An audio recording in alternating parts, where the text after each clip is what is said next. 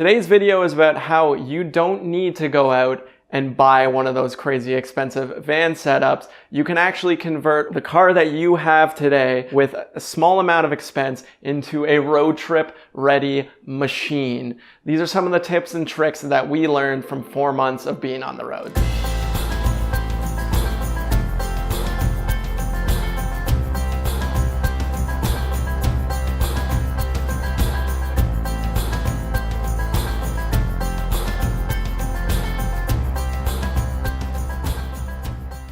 Going on a 4-month road trip was bar none the best decision I have made in my entire life. One of the key factors in making a long-term road trip super affordable is lowering your sleeping costs, because aside from food, sleeping is gonna be your next major cost. Some of these campsites can get up to like $30, $40 a night, and if you're on the road for months, that adds up insanely fast. So if you're new to the channel, we actually built a sleeping platform in the back of the RAV, and you can check out a bit more details on that in the previous video I made.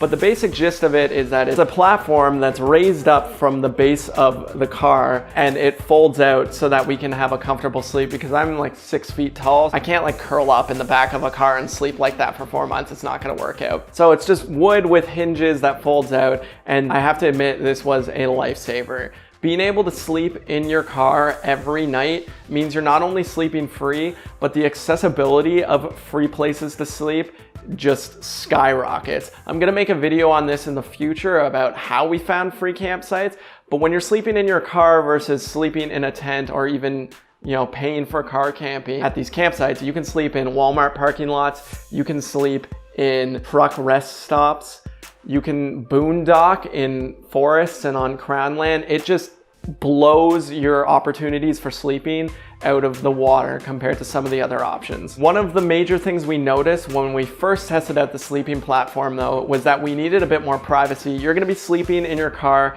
and odds are if you're on the road for a while, your car becomes kind of your safe haven. It's the only space that's really yours, and so you want to be able to kind of close yourself off to the world at the end of the day and feel like you're not only safe, but you also have a good amount of privacy. To solve this issue, we actually went out to the dollar store and bought shower curtains, which probably costs around $2 each, and we also got some hemp rope. So every night what we would do is, once we had the bed set up and we were on the inside, we would set up these curtains, and this was a super cheap way to give us some privacy from the rest of the world.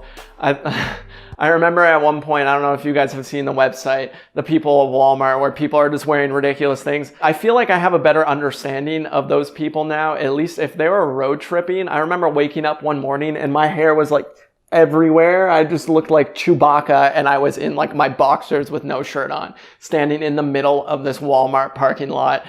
So privacy is important for sure.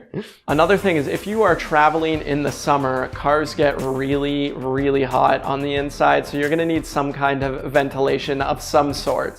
At the beginning of the trip, we decided to just crack the windows until we got to our first destination, which was Killarney.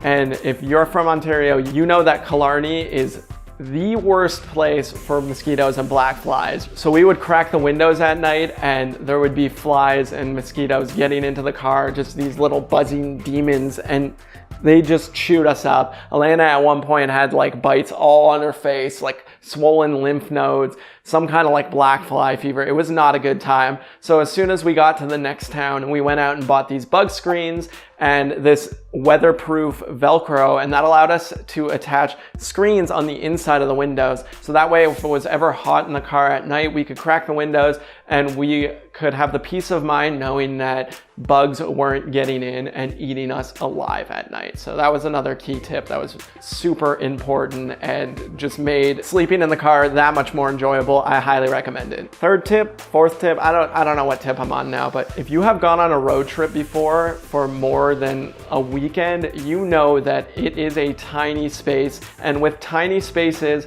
comes the problem of organization. It only takes like one morning of disorganization and your entire mobile home is just covered in all kinds of clothes, like utensils, toiletry stuff is everywhere. It just gets gnarly so fast. What we found super helpful on the road trip was having some kinds of bins or totes to store all of this stuff in, and we could kind of categorize or literally compartmentalize all our different stuff. We went out to Home Depot and bought these, I think they're like 70 something liter blue totes. They cost around $6 each. By the way, I'll link anything that's available on Amazon below if you guys are interested in buying it. But yeah, these things were probably like $5 each, and they were a lifesaver. So we had one bin for our foods. Let's be honest, it was mostly ramen. In the other bin, we had our cooking utensils for cooking more ramen. In the third bin, we had our clothes. And in the fourth bin, we had our toiletries. And these all fit nicely. I actually designed the sleeping platform around these bins, so that way we could slide them in and out depending on what we needed. This was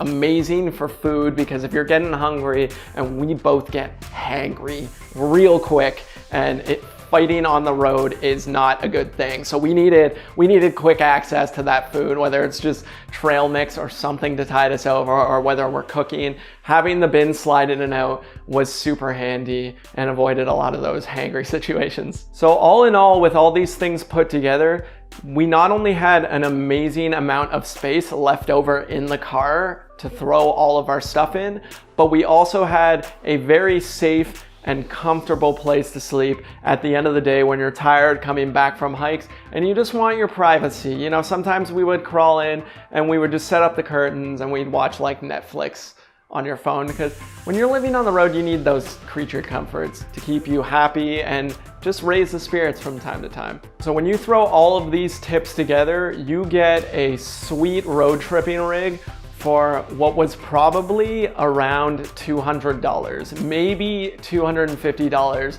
at most.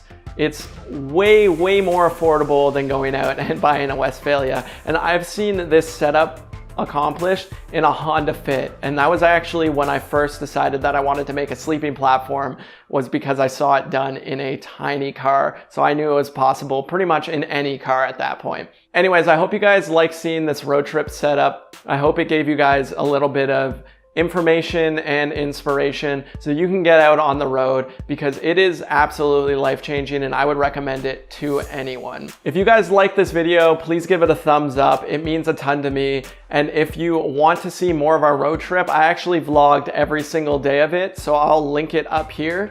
And I'm still ongoing with these. I think I have like a month left of editing to do for these vlogs, so there's still gonna be plenty of new content. So hit that subscribe button, follow along, and most of all, happy hiking, guys.